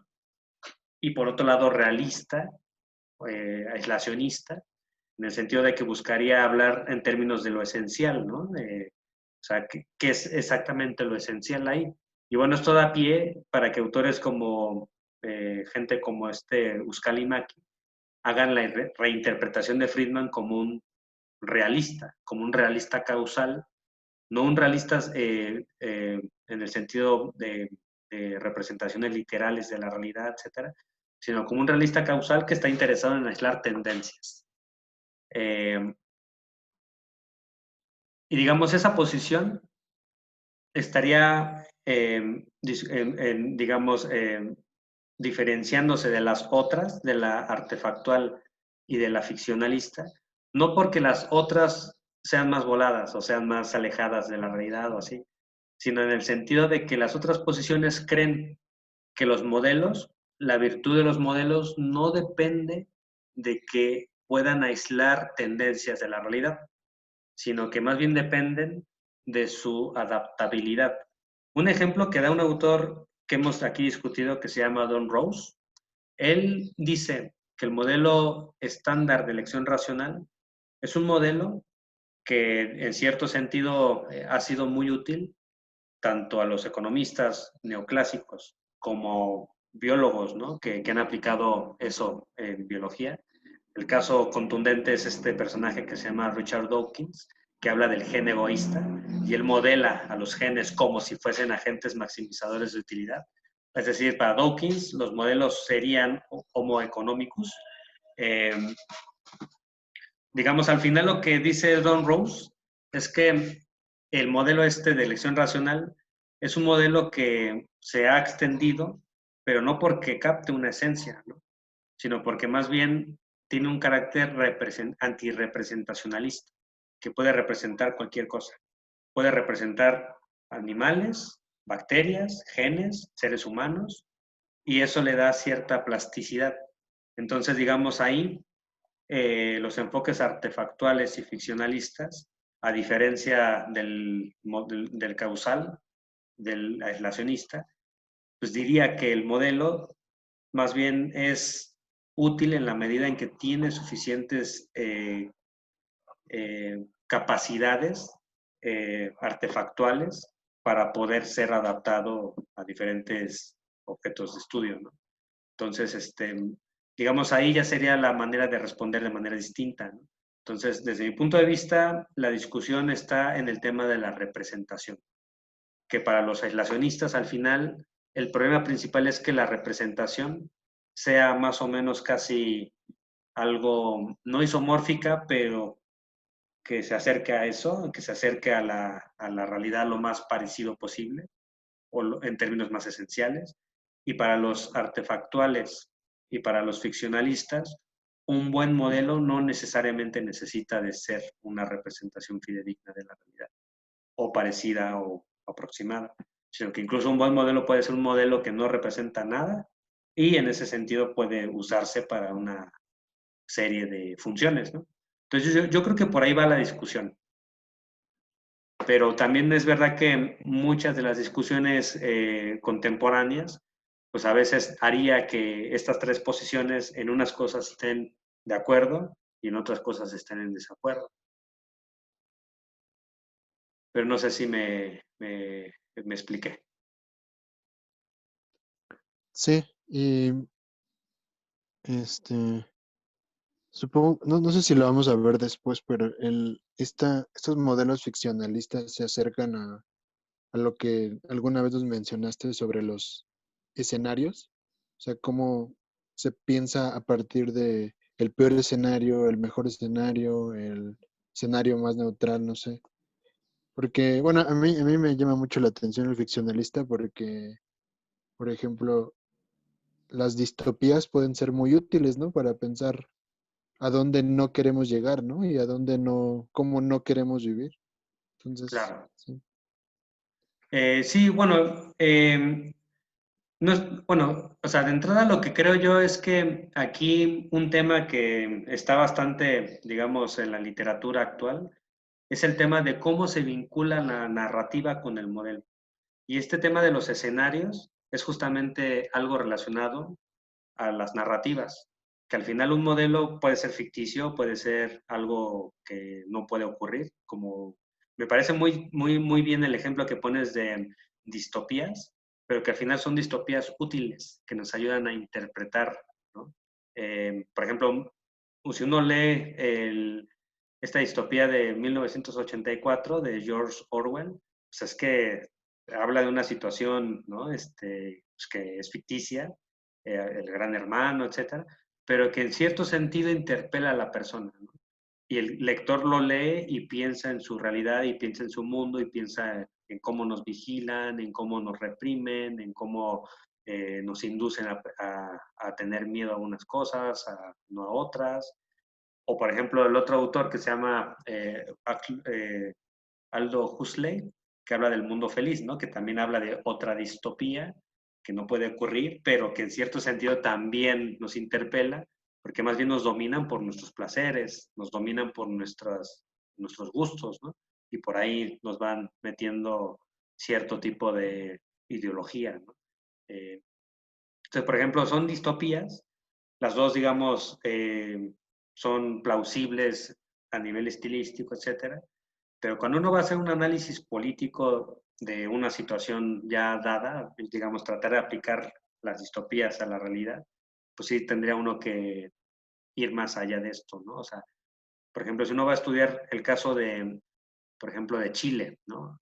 Que en la actualidad está haciendo un proceso de reforma constituyente y vienen básicamente a romper con una dictadura, ¿no? Con esa distopía. Pues ahora sí que en las distopías yo no recuerdo que se haya hablado de la posibilidad, digamos, de que la gente despierte, ¿no? Y que sea capaz luego de poner en duda todo un sistema dictatorial, como ahora sí lo están haciendo los chilenos. Entonces, digamos, ahí muchas veces el tema de la realidad pues supera la ficción, ¿no? O sea, igual es algo que es muy común, pero cuando uno hace análisis políticos o económicos Pues es que muchas veces pasa eso. Muchas veces los modelos quedan rebasados porque las posibilidades que hay en el modelo muchas veces son posibilidades que no contemplan cosas que sí están ocurriendo en la realidad y que no vemos. Por eso también el tema de los escenarios. O sea, aquí quizás la noción que vamos a estar también trabajando un poco es la noción de plausibilidad. O sea, al final, ¿por qué un escenario es más plausible que otro? ¿Por qué un escenario es más creíble que otro? Y bueno, ahí pues la literatura que vamos a estar viendo en la siguiente sesión, que es sobre experimentos, pues puede ser útil en ese aspecto porque, digamos, ahí ya entra también el papel de los supuestos. O sea, ¿por qué a veces es más apropiado usar el supuesto de agentes con racionalidad acotada que agentes con racionalidad perfecta, maximización de utilidad? Pero bueno, sí, esto de los mundos posibles, etcétera, se vincula bastante con toda esta literatura. Lo que dirá Nancy Cartwright sobre los mundos posibles, porque ella también le entró a esa discusión, ella discutió también contra Sugden, es que los mundos son creíbles en la medida en que el modelo representa un mundo que tiene ciertas capacidades que están en la realidad.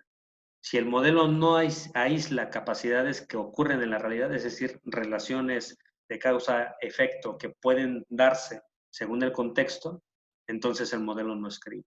Es lo que ella diría y yo creo que es un argumento bastante interesante. Ahora, yo en esta literatura quisiera decir que no necesariamente uno tiene que casarse con que si eres artefactual, ya toda la parte de causalidad queda fuera, ¿no?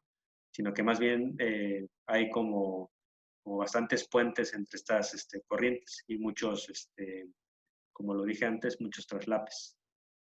Pero bueno, espero haberte contestado. Porque Sí, son preguntas gracias. complicadas, pero sí requiere, digamos, de una reflexión, ¿no? Gracias, sí.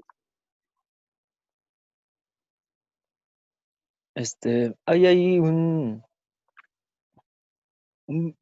una cuestión que me parece como de naturaleza ontológica. Sí.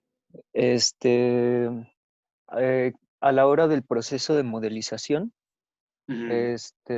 utilizar los axiomas, las premisas, los supuestos que se consideran como ideas verdaderas irrefutables para poder construir a partir de ahí un modelo que explique algún fenómeno.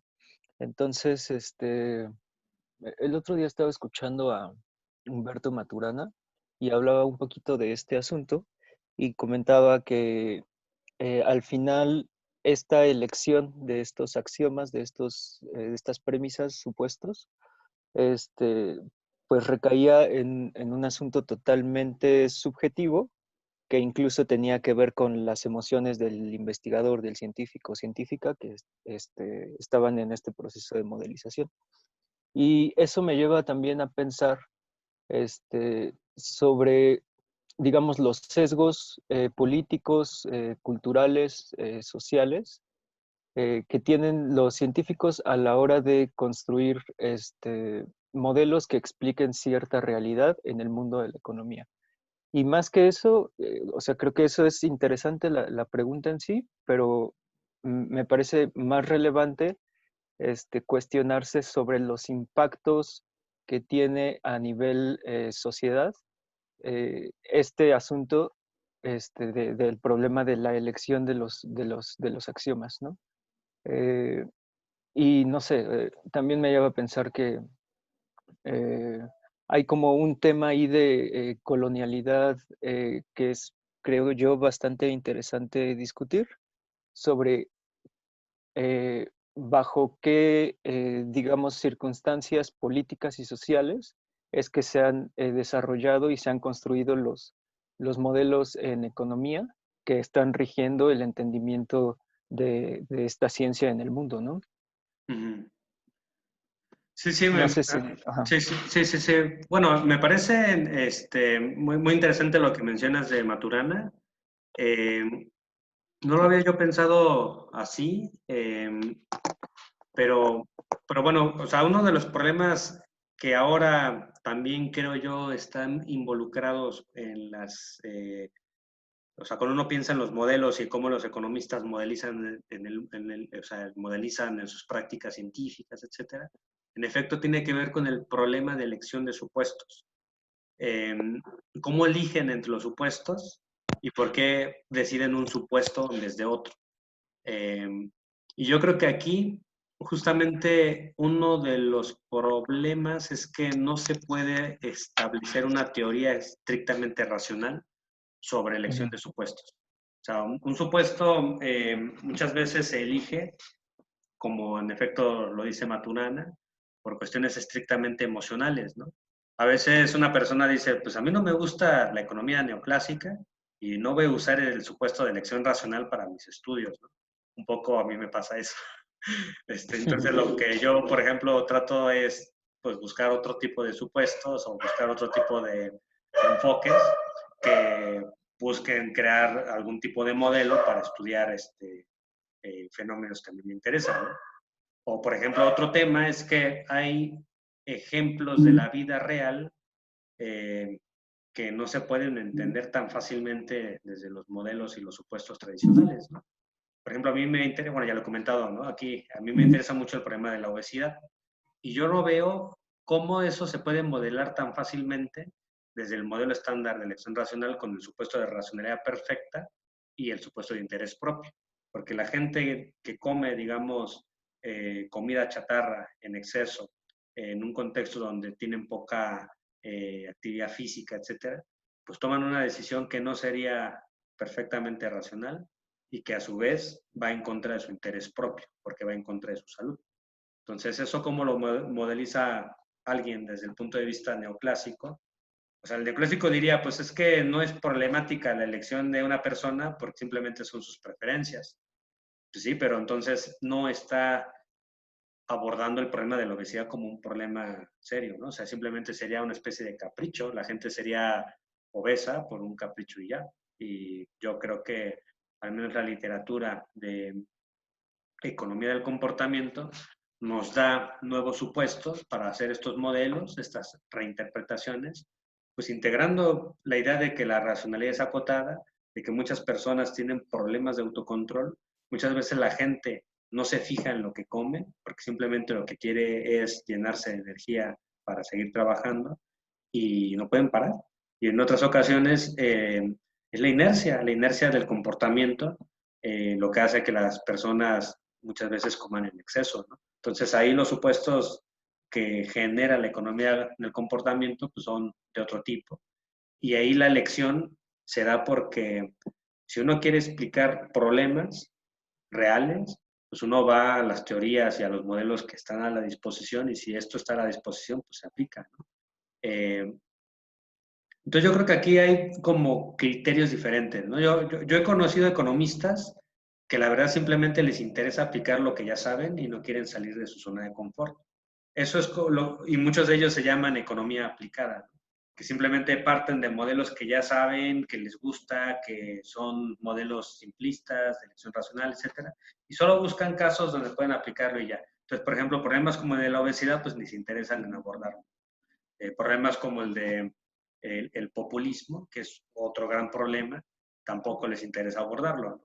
Porque nos llevaría eso a una serie de situaciones que se alejan del modelo estándar.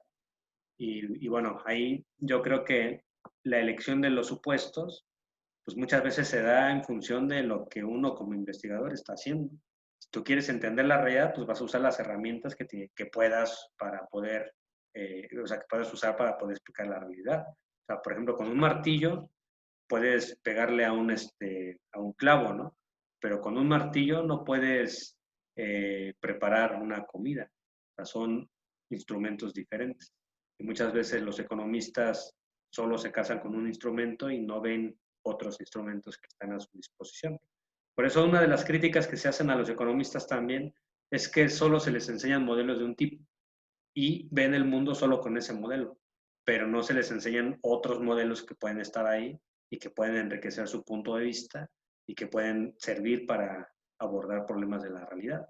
Entonces, ese es otro problema o eso es uno, sí, digamos, uno de los abusos de la modelización, en el sentido de que más bien hay economistas que se casan con un único modelo y con eso ven, con eso ven el mundo y ya.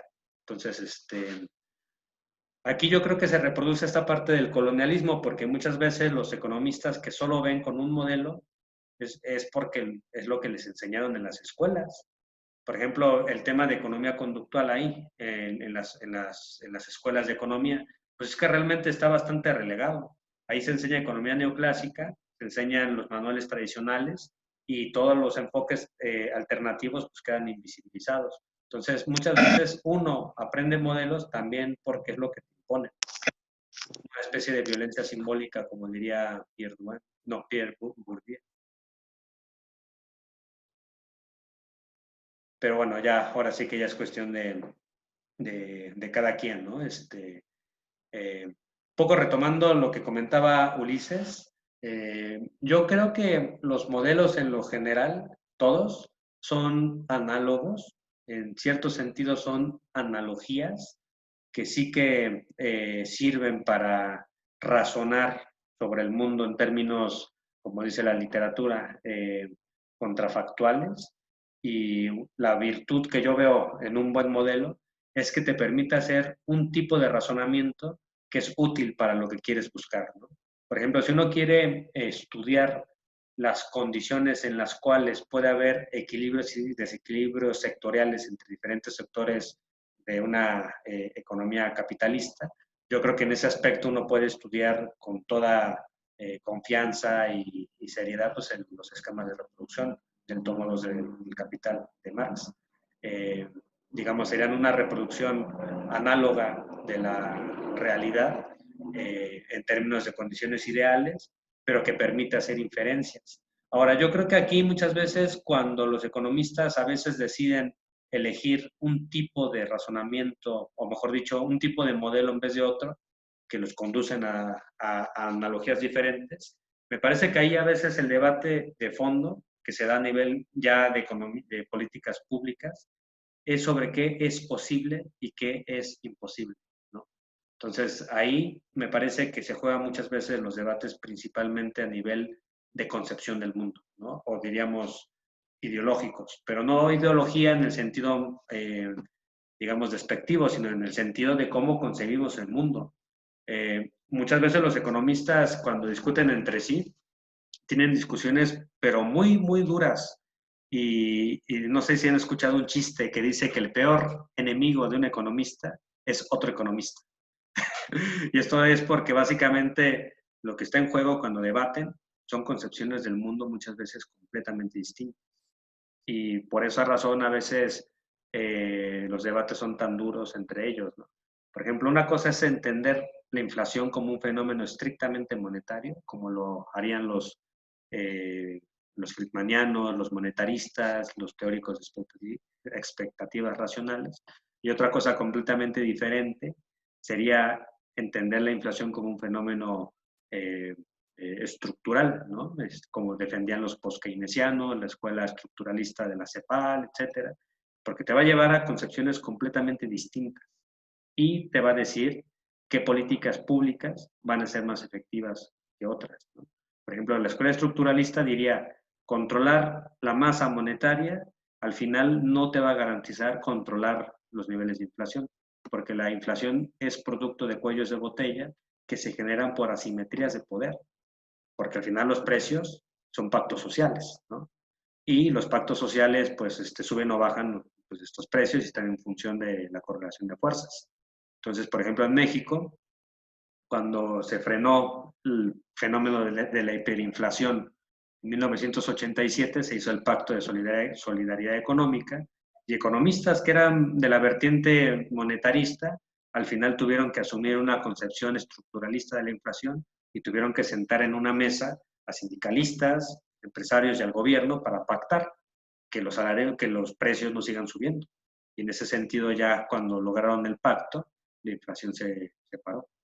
Y no se paró por medio de modelos, por medio de recortes, digamos, en la parte monetaria, ¿no? Pero, por ejemplo, en lugares como Europa, donde la política monetaria ya está relegada a las autoridades de la Unión Europea, si allá tienen inflación, la única manera de contener la inflación es haciendo recortes. ¿Recortes a qué? A programas sociales.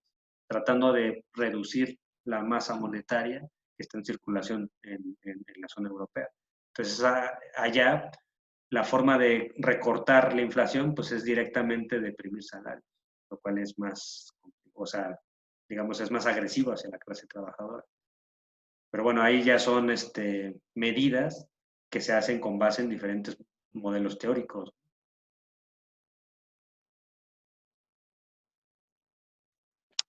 Sí, gracias.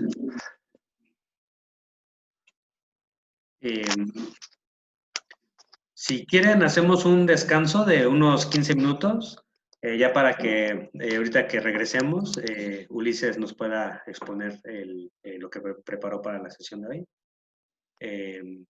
Entonces, a salvedad que tengan ahorita otra pregunta, si quieren mejor damos un descanso de 15 minutos, regresamos, digamos, hacemos una ronda más de preguntas y luego ya pasamos a la presentación de Ulises. De acuerdo, gracias. Me parece bien. Vale, entonces ahorita les mando la señal en un ratito. Me escribió en el chat. Perfecto. Sí, muy, muy interesante lo que menciona Ulises, pero bueno, ahorita lo comentamos. Entonces nos vemos en 15 minutos. Hasta ahora.